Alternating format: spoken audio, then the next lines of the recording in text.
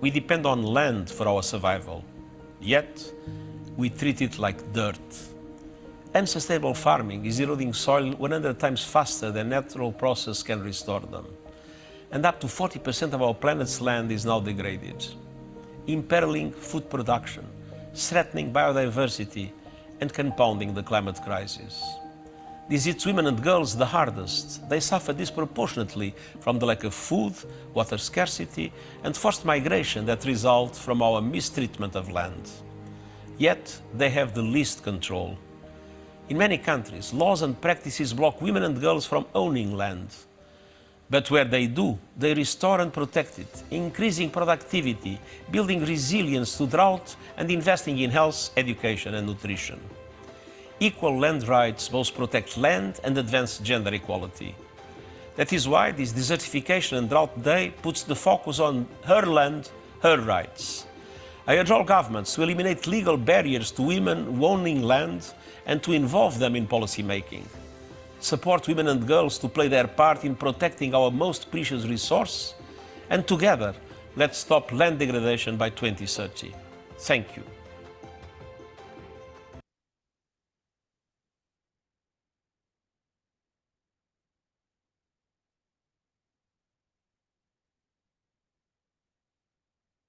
Desde la antigüedad, los niños en la playa o las embarcaciones que regresan a tierra a través de la rompiente conocen el efecto de deslizarse por la ladera de una ola que se va elevando antes de romper. En la costa norte del Perú, las culturas preincaicas dejaron cerámicas con dibujos de hombres deslizándose por la pendiente de una ola con maderos o bote de totora. Y en la Polinesia se tiene constancia del surf desde hace más de 500 años. El explorador inglés James Cook, que llegó a Hawái en 1778, conoció esa diversión nativa que tenía implicaciones religiosas. La anexión de Hawái por Estados Unidos en 1898 reprimió las costumbres autóctonas y el surf casi se extinguió. Hasta que a mediados del siglo pasado, gracias al hawaiano Duke Kahanamoku, 3 veces campeón mundial de natación en los años 20, el surf revivió y se hizo popular entre los turistas. Luego, en la segunda mitad del siglo, floreció en California y Australia como un deporte y una subcultura que se propagó a otros países. Todo comenzó con las tablas hawaianas tradicionales, las Papa Nui, herederas de las antiguas tablas Olo de madera de árbol de coa que medían casi 5 metros, pesaban más de 50 kilos y no tenían quillas. De ahí salieron las longboards, o tablas largas de madera maciza y de hasta 4 metros de largo, muy estables, pero pesadas y poco maniobrables. Con el tiempo, las tablas se fabricaron de madera balsa y luego de poliestireno expandido o espuma, forradas con fibra de vidrio. Se les añadió 1, 2 y hasta 3 quillas y comenzaron a variar en tamaño y forma y a ser cada vez más hidrodinámicas, hasta las tablas cortas de hoy que no pasan de 1,80 m o 2 metros de largo. Del siglo XX a nuestros días, el número de surfistas no ha hecho sino aumentar, hasta llegar a 24 millones, de los cuales solo 1.750.000 son estadounidenses. Al llamado tercer mundo, el surf le llegó importado, con los turistas y los jóvenes criollos ricos, pero fue adoptado por los nativos o locales que vivían en las playas y podían practicar todos los días como hacían los Beach Boys de California. Fueron ellos quienes descubrieron más y mejores olas por todo el mundo y produjeron campeones de todas las nacionalidades.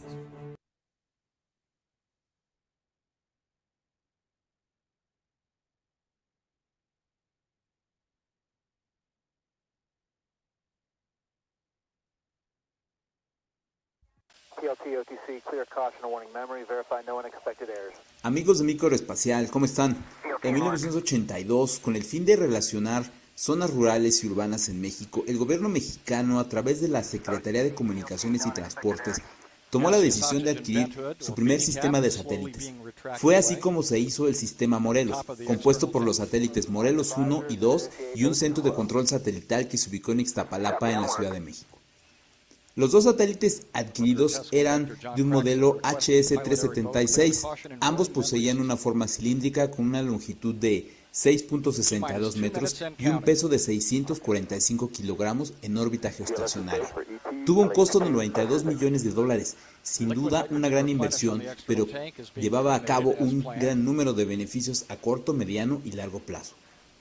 Para el 17 de junio de 1985 se llevó a cabo el lanzamiento del primero de esta flota satelital, el Morelos 1, desde Cabo Cañaveral, Florida, a bordo del transbordador espacial Discovery de la NASA, entrando en órbita geoestacionaria el 17 de diciembre del mismo año. Los transbordadores espaciales dejaron de volar en 2011, después de la pérdida del Challenger y del Columbia. Apenas ahora, una nueva tecnología a cargo de empresas privadas como SpaceX se encargará de llevar personas al espacio exterior. Te dejamos este video de cómo eran los lanzamientos de los transbordadores espaciales, en este caso el Discovery.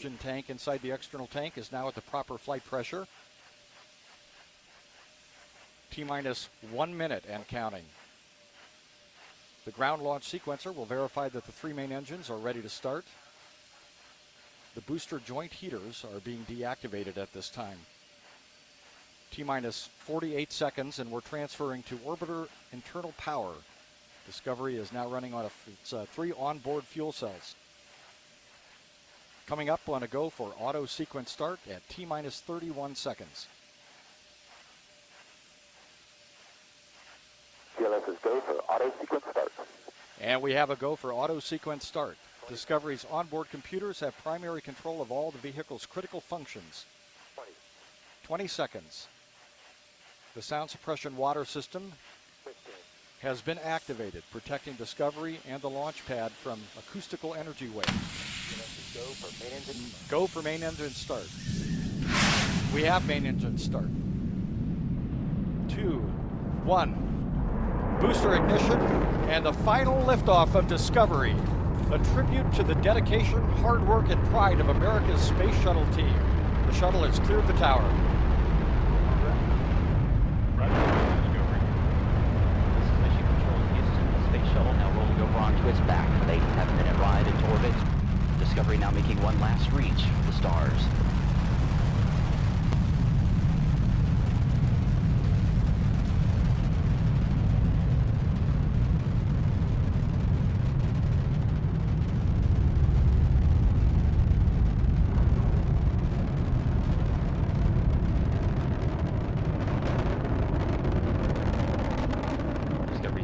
Throttling down as the orbiter passes through the area of maximum pressure, reducing the stress on the shuttle as it goes supersonic.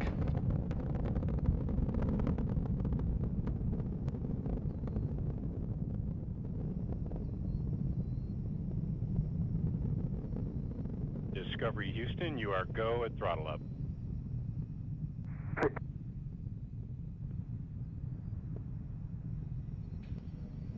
Commander Steve Lindsay acknowledging the call from Capcom Charlie Hoba as Discovery's 3 main engines throttle back up.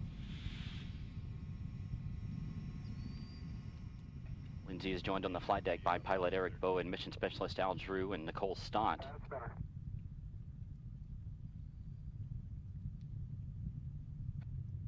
Mission specialist Mike Barrett and Steve Bowen. Discovery's 3 main engines are burning fuel at a rate that would drain an average swimming pool in about 25 seconds. The engines combined with the solid rocket boosters produce more than 7 million pounds of thrust. 1 minute, 50 seconds into the flight, we're standing by for separation of the twin solid rocket boosters. Discovery now traveling 2,695 miles an hour. Its altitude.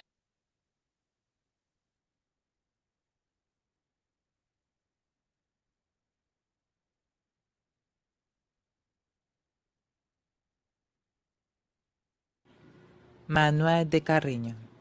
El libro como tal trata de las buenas costumbres, escrita por Manuel Antonio Carreño, donde nos indica las maneras y comportamientos positivas de los seres humanos. Las normas en el Manuel de Carreño son normas en tener en cuenta para nuestra vida. Norma de comportamiento personal. Entre estas tenemos el aseo personal y la higiene, el orden y el cuidado de nuestra cosa y espacio, la buena presencia e imagen. Es muy importante resaltar que no exige que debemos estar siempre limpios e igualmente las cosas que nos rodean, como los zapatos, bolsos, cama y mesa. El orden nos ayuda a usar mejor nuestro tiempo para dedicarnos a nuestro espacio. Así podremos generar una buena presencia e imagen. Por ejemplo, si eres una persona con buena higiene personal, tendrás mayor oportunidad de aceptación en la sociedad. Norma de comportamiento en la casa y con la familia. Entre estas tenemos consideración, respeto, colaboración y responsabilidad. Si seguimos estas dos normas en el hogar, la convivencia será vivir en tranquilidad y en un entorno lleno de respeto, ayudando en todo cuanto sea necesario para hacernos la vida más fácil. Por ejemplo, si eres de lo que no cumple esta norma, vivirá bajo el estrés de que siempre eres tú. Norma de comportamiento con las personas en la comunidad. Entre estas tenemos convivencia, ciudadanía, solidaridad. Recuerda, para poder cumplir esta norma es necesario vivir en tranquilidad sin molestar a nadie, cuidando los espacios públicos y respetando los derechos de todos, siendo solidario y ayudando cuando sea necesario. Norma de comportamiento en la escuela o el trabajo. Entre estas tenemos cuidado con las instalaciones, conducta apropiada. Para un buen comportamiento y cumplir estas dos normas, no ensuciar las instalaciones, colaborar con el cuidado y escuchar con atención a quien se te dirija, respondiendo con amabilidad. Por ejemplo, si eres juicioso y dedicado, lograrás alcanzar tus metas.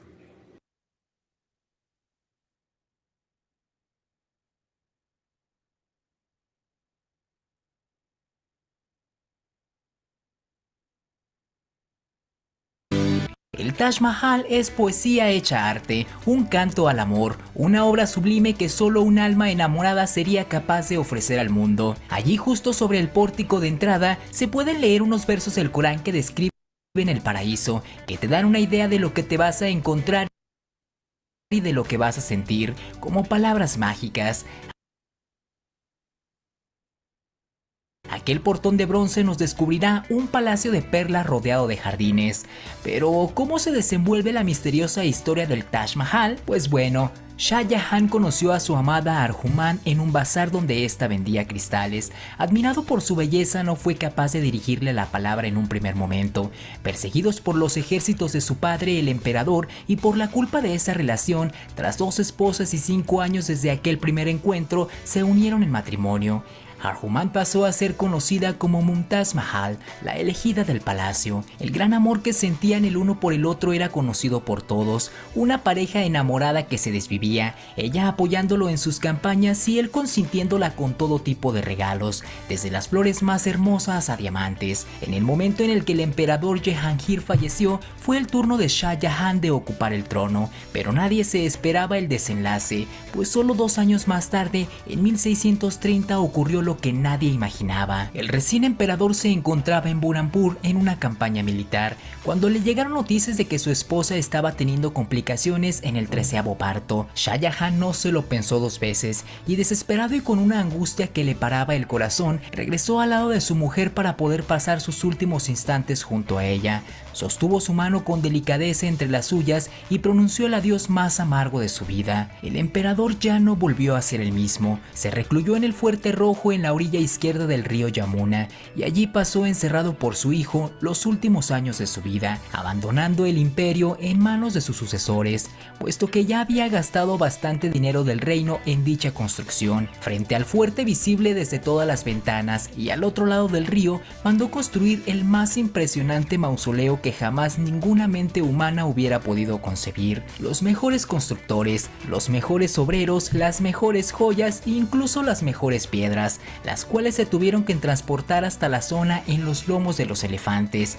También incluyeron piedras preciosas como zafiro, amatistas, cuarzo e incluso diamantes. Se estima que el coste total de la construcción del Taj Mahal fue de 50 millones de rupias, lo que equivaldría, teniendo en cuenta también el cambio de precio del mármol de una a otra época, en unos 500 millones de dólares. Sin embargo, en cuanto a quién construyó el Taj Mahal o quién fue el arquitecto que proyectó este espectacular mausoleo, solo existen rumores. La leyenda dice que el emperador mandó a desaparecer a la esposa del arquitecto para que éste sintiera el mismo dolor que sintió él y supiera expresarlo con su obra, aunque estos no son todos los rumores, pues se dice que mandó cortar las manos de las personas que colaboraron para que nunca pudieran construir algo igual. No obstante, se tiene noción de quién construyó el Taj Mahal, pensando en este como distintas piezas que encajan en un todo. Así encontramos que la cúpula principal corrió a cargo del otomano Ismail Khan, el mejor de su época en el dominio y construcción de las cúpulas.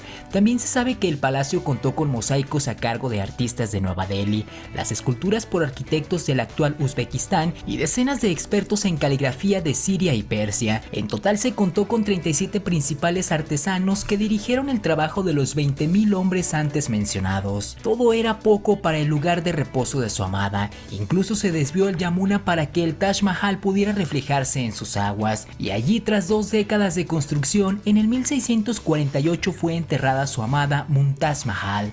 Junto a ella fue enterrado 2 años después el propio emperador para que reposaran siempre juntos eternamente. Y este lugar se ha convertido en uno de los destinos turísticos más visitados y fotografiados del mundo, pues más de 3 millones de turistas lo visitan cada año. Este hecho ha supuesto que se planteen el cierre del mismo o limitar el número de visitas para poder protegerlo del paso del tiempo.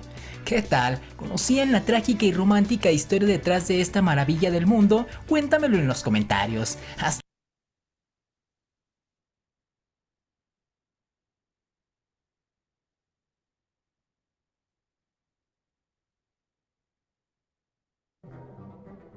Hola a todos y bienvenidos a mi canal. Hoy vamos a hablar de Igor Stravinsky, uno de los compositores más notables del siglo XX. Aparte de componer la que algunos consideran una de las obras más importantes de la historia de la música, como es La Consagración de la Primavera, tuvo una producción muy amplia y experimentó con muchos estilos diferentes, en los que además fue un compositor notable.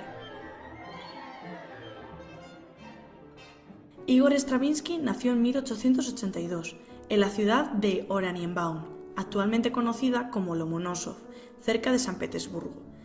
Aunque era ruso de nacimiento, en 1934 se nacionalizó francés y después, en 1945, americano. Su madre, Anna Kolodowskaya, cantaba en casa y tocaba el piano con fluidez, y su padre, Fyodor Stravinsky, que provenía de una familia de terratenientes polacos venidos a menos, era uno de los mejores bajo barítonos de su generación. Mientras estudiaba Derecho en la Universidad de San Petersburgo, fue alumno de Rimsky-Korsakov, quien le recomendó que no fuera al conservatorio. Además, en 1906 se casó con su prima, Katerina Noshenko, a quien dedicó El Fauno y la Pastora, su primera composición vocal. En 1909 conoció a Sergei Diaghilev, un empresario que organizaba en ese entonces la temporada de ballets rusos en París. Diaghilev encargó a Stravinsky hacer varias orquestaciones para sus ballets y ya para la temporada de 1910 llegará su primer éxito, El pájaro de fuego, con el que empieza la que se conoce como su etapa primitivista o rusa. En los años siguientes hubo una estrecha colaboración entre ambos y así compuso los otros 2 ballets que forman parte de esta etapa, Petrushka para la temporada de 1911 y La Consagración de la Primavera para la temporada de 1913. El estreno de esta última fue uno de los mayores escándalos que se recuerdan en la historia de la música del siglo XX, ya que el público quedó dividido entre abucheos por parte de los más conservadores y aplausos por parte de los defensores de la modernidad. Después de la consagración, empezó a componer en 1914 otro ballet, Las bodas, que no se pudo estrenar porque estalló la Primera Guerra Mundial. Stravinsky entonces se exilió con su familia en Suiza. Aún así, en 1915 viajó a Roma para asistir al estreno de Petrushka en Italia, y allí conoció a algunos futuristas como Marinetti. También pudo escuchar en Milán la demostración de las máquinas de ruido de Russolo. Estuvo en España en 1916 con los ballets rusos y en 1917 volvió a Italia, donde conoció a Pablo Picasso. Su situación financiera durante toda esta época empeoró notablemente. Con el estallido de la Revolución Rusa en 1917, perdió casi todas sus riquezas y además pasaron a ser exiliados permanentes. Ya en 1918 compone junto al escritor suizo Ramuth La historia de un soldado, donde, sin abandonar su estilo ruso, incluye música moderna de danza como el tango o el ragtime. Después de la Primera Guerra Mundial, recién instalado en París y con el estreno en 1920 del ballet Pulcinella, se inicia su segundo periodo, el neoclásico. En esta obra, Stravinsky utiliza piezas de Pergolesi, que fue un compositor que vivió durante el siglo XVIII. Otras obras de este mismo periodo son el oratorio Edipo Rey de 1927 o la Sinfonía de los Salmos de 1930. También compone Apolo Musagueta en 1928 para Diaghilev, siendo este el último ballet montado por la compañía. Cabe indicar que a mediados de la década de los años 20, Stravinsky atravesó una crisis espiritual que le hizo volver a convertirse a la religión ortodoxa rusa.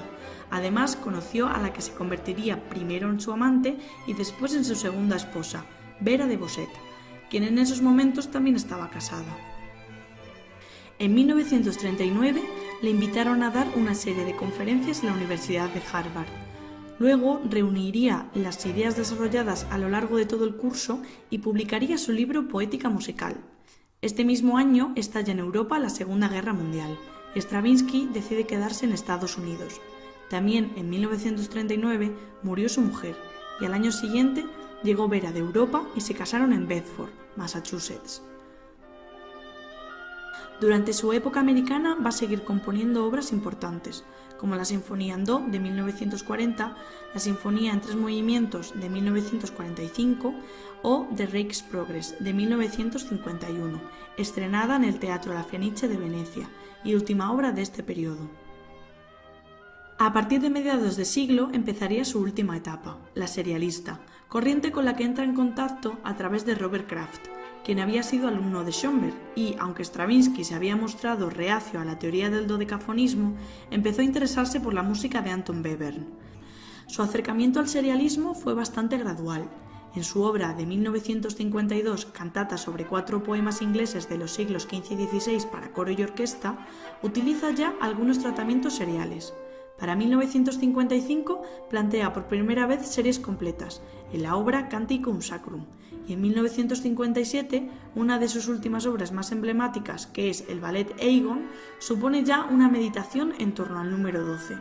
También destacan In Memoriam Aldous Huxley, de 1965, una de sus obras más complejas, en las que hay influencia de la obra Gruppen de Stockhausen. En estas últimas obras aplica también procedimientos de composición rigurosos en cuanto a la isorritmia, por ejemplo, o el contrapunto. Finalmente murió en Nueva York en 1971. El 15 de abril se celebraron los solemnes funerales en la Basílica de San Marcos de Venecia y se enterraron sus restos en la isla de San Michel.